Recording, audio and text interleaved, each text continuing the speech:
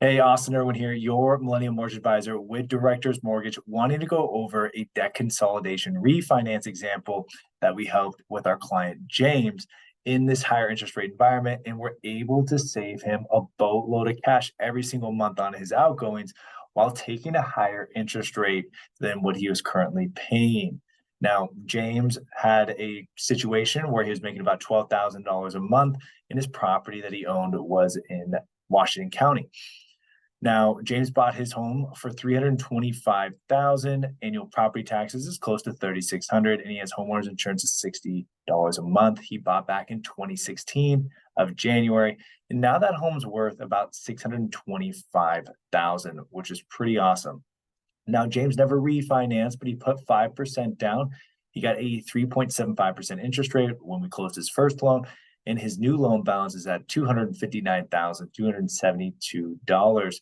That principal and interest was $1,430. Now, when we calculated what his new value of his home would be, we didn't want to go over his housing expense of 33%, nor his back end expense, total debt with the housing expense of 43. And we didn't want to exceed a loan to value of 75% because once you go past 75%, the pricing gets a little less favorable. Now he's looking at a fixed rate mortgage with conventional on a 30-year term, looking at about 7.5%. Now, when you look at his consumer debt, you can tell he had quite a few credit cards. He had a vehicle loan, a home equity line of credit, and a personal loan tallying up to 126,000 in total debt and $4,055 in total outgoings.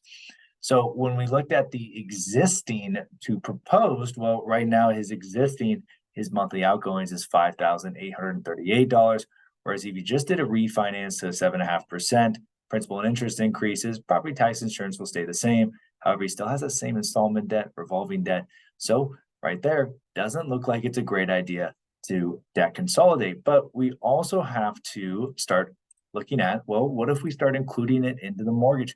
By just including the American Express and Discover card, we're actually saving James $283 more a month than what he currently has with that 3.75% interest rate.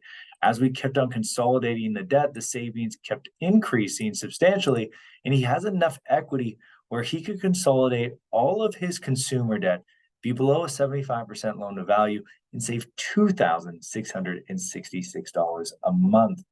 Now, the cool part about that is if he were to take that $2,666 a month applied towards principal, well, he would pay off his mortgage in 14 years, save 168 payments. And what does that break out to being? Well, he would save after that total balance $229,113 in interest. So again, this is huge. And then when you look at consolidating his debt, well, his total savings is 585,480 where he's ahead. So that debt consolidation can be a great tool for us even in this higher interest rate market because the Fed's looking at continuing to raise the federal funds rate. That's going to push credit card rates higher, personal loan rates higher. So if we can to consolidate those in a fixed rate mortgage will be very advantageous for you as a client. If you have any questions though, please feel free to reach out for a no hassle mortgage consult that is completely free. Thank you so much.